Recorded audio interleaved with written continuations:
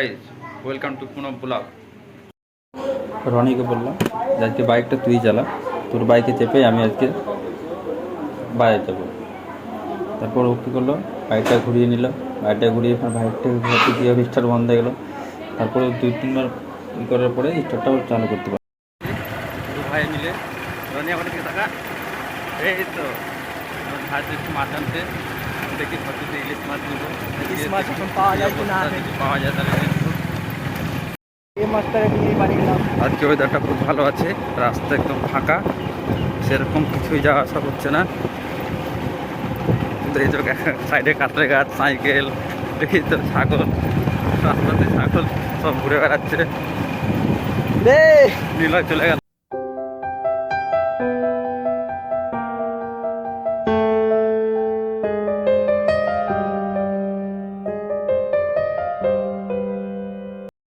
আকাশের কালারটা খুব সুন্দর, ওয়েদারটা খুব ভালো, তাই বেরিয়ে পড়লাম হাটে।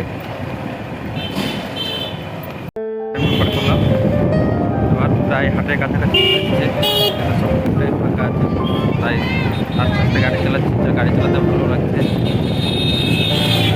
চলে আসবে আমাদের রিকি বন্ধুর পুরীর দোকান, পুরী বলছে ফেমাস।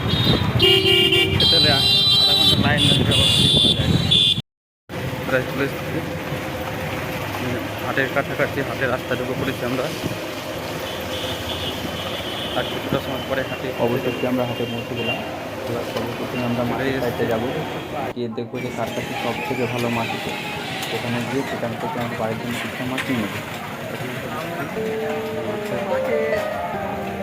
হাটের দিকে মাছের দিকে চলে এলাম, দেখা যাক। আমাদের অনেক সুন্দর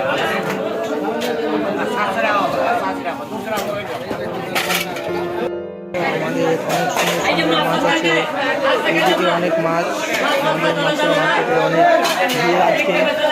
তাই এখন মাছ দেখা যাক, ইলিশ মাছ, এখানে খুব সুন্দর সুন্দর ইলিশ মাছ আছে। এখন দাম জিজ্ঞেস করা যাবে, কাকুর কাছে ইলিশ মাছের অনেক দাম।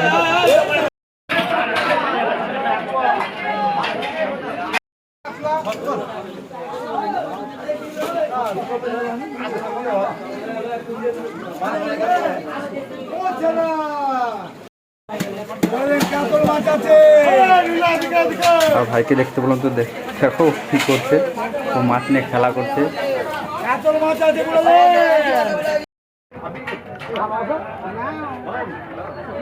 আমাদের ইলিশ মাছ 800 টাকা কিলো বলছে।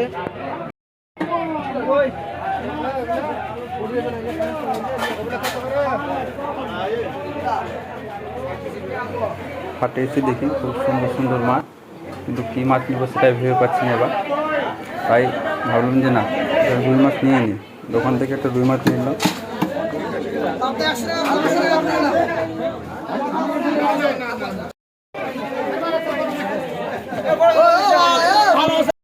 কাটো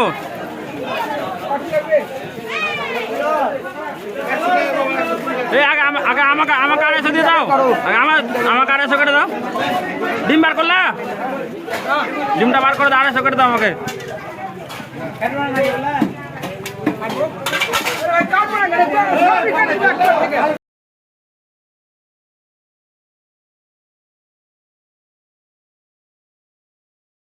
আমাদের মাছ কেনা কমপ্লিট হয়ে গেল।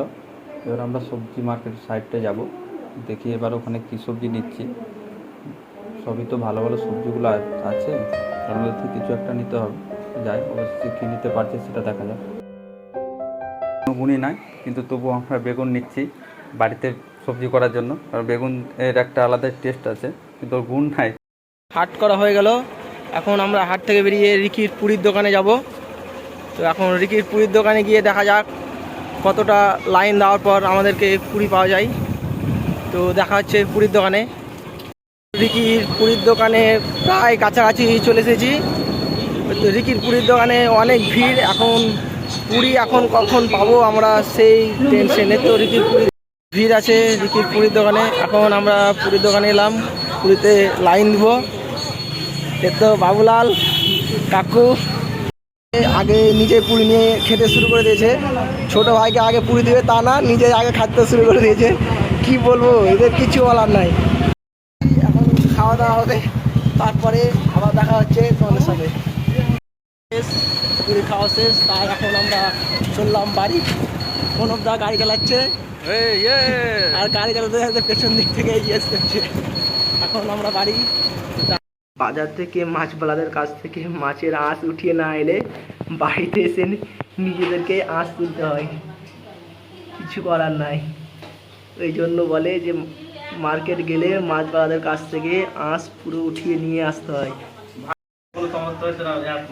না হলে আজকে মাছটাতে প্রণবদার অবস্থা খুব শোচনীয় হয়ে যেত। তার উপরে তো ভাগ্নি আছে, এখন মামা মামা করছে। হ্যাঁ মামা বলো। এই দেখো আমরা মাছের এখন কি করছি বলো তো, মাছের আঁশ ছাড়াচ্ছি। কে খাবে মাছ এগুলা? আমি। তুমি খাবা? কটা খাবা গো? ভাগ্নি এখন মাছ বলছে। দুটা? দুটো খাবা না বেশি খাবা গো? দুটা।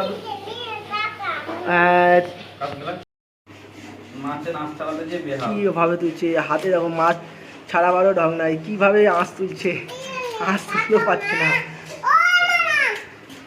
এইভাবে প্রণবদার কাছে মাছ বিক্রি করতে খুব সুন্দর হবে। প্রণবদাকে কাল থেকে মাছের ব্যবস্থা করে দেবো।